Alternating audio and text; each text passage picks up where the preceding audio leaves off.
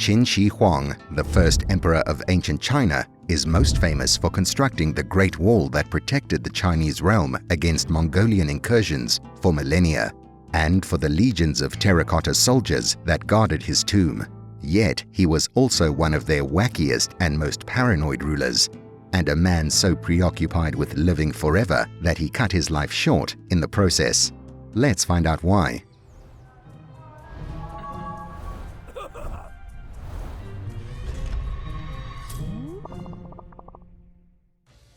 Qin Shi Huang, born Ying Zheng in 259 BC, was officially the son of King Zhuangxiang of the Qin and his wife Zhao Ji. According to rumor, however, his mother was not of noble birth and was in fact a concubine that Zhuangxiang became acquainted with after he was sent to the royal court of Zhao as a hostage.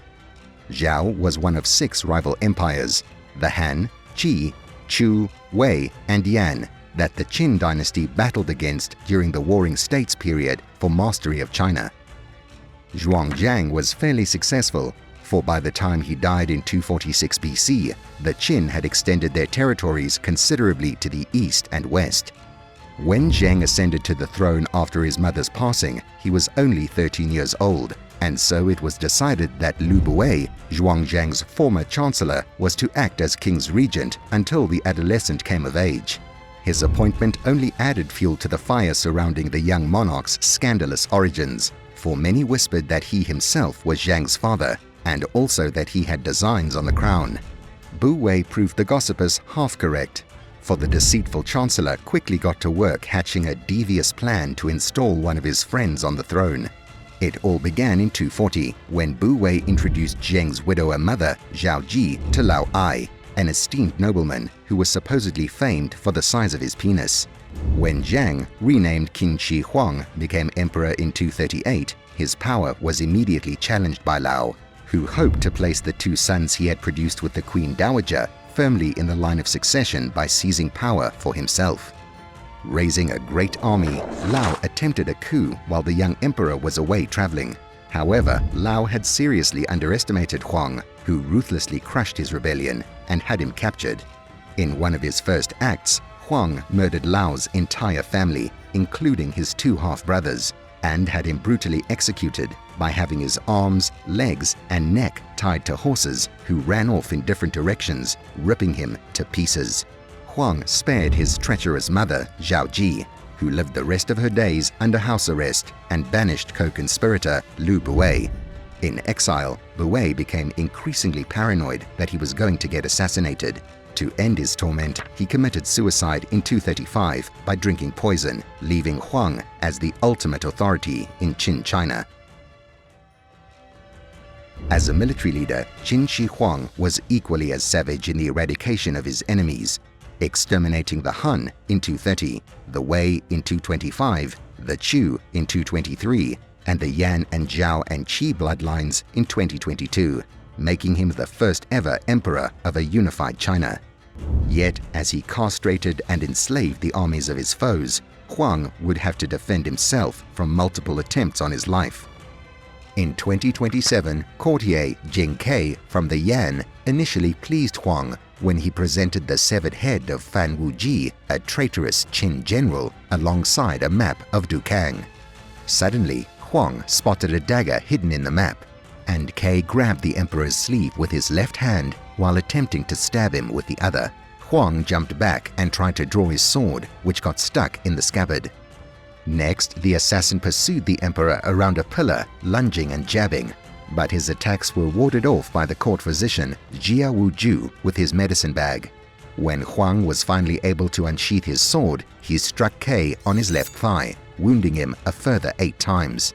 In desperation, the would-be murderer flung his dagger, missing the emperor by inches and hitting a bronze pillar instead. Jing Ke was subsequently torn limb from limb, and the court doctor was awarded a bag of gold for courageously defending his lord.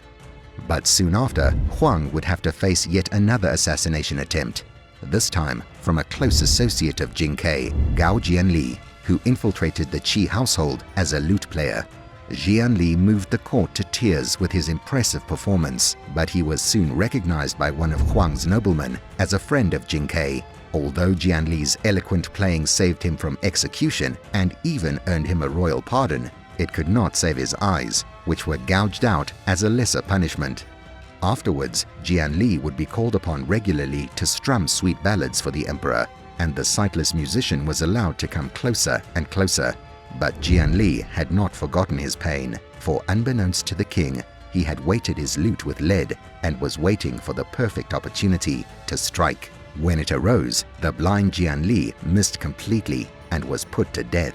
From then on, Huang did not permit anyone from the feudal states to come near him, and as he grew older, he became increasingly paranoid, holding himself up in his lofty palaces to avoid further danger.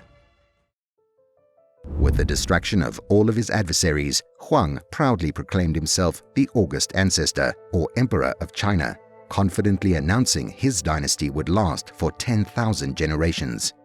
But as he basked in the glory of his conquests, the emperor would become even more suspicious that someone was planning to snatch them away from his cold, dead hands. He decreed that all 100,000 households he had forcibly resettled at his new capital, Xingyang, were prohibited from carrying weapons. Following an amnesty of sword and daggers, Huang had them recast into 12 large bronze giants he believed would stand guard over him. Outside of his royal residence, Huang made sure to inform everyone how great he was by placing stone markers around his realm praising his enlightened rule. In one of these episodes, while descending Mount Tai, Huang was caught in violent winds and sheltered under a tree. After the storm had passed, he gave the tree the title of 5th-rank counselor. In another incident, Huang had the entire forest at Mount Jiang cut down after he blamed its deity for the wrong winds, preventing him from crossing the Huai River.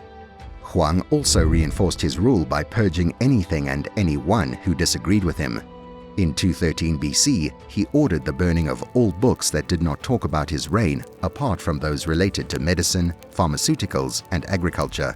The next year, he had 460 scholars critical of his governance buried alive, and 700 intellectuals stoned to death for espousing Confucianism, an ideology that he felt threatened his position. As Huang approached middle age, he became obsessed with finding an elixir of immortality, requesting all the alchemists in the land to brew for him potions that would ensure he lived forever. Ironically, the concoctions he was given contained high levels of quicksilver or mercury, which probably shortened the emperor's life considerably.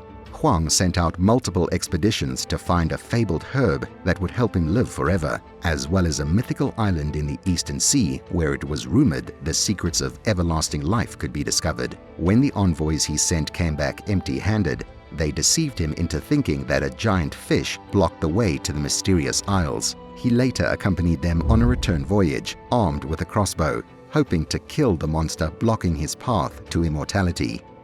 Huang became so consumed with preventing his own death that he even built a sophisticated network of tunnels in his palace to escape the gaze of evil spirits. In any case, it's clear that Huang became dismayed with the fruitlessness of his search, for in 215 BC, he started constructing a vast mausoleum for himself on Mount Lishan.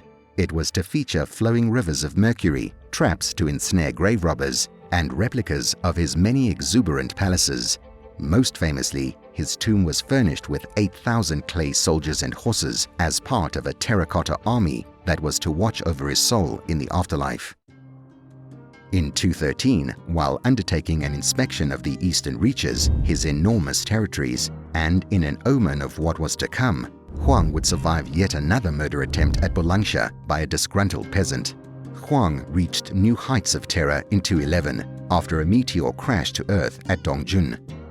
It was interpreted by many as an otherworldly sign that he had lost the confidence of the gods and was to die very soon. Even worse, a message inscribed on the meteor stated, "The first emperor will die, and his land will be divided." When the panicked emperor questioned the surrounding people, no one came forward to claim responsibility, and so he had everyone in the meteor's vicinity executed. The meteor itself was destroyed and grounded down into a fine powder, yet the emperor's actions could not stop the inevitable. Only a year later, whilst on a tour to eastern China, Qin Shi Huang suddenly died, most likely from years of poisoning himself with mercury.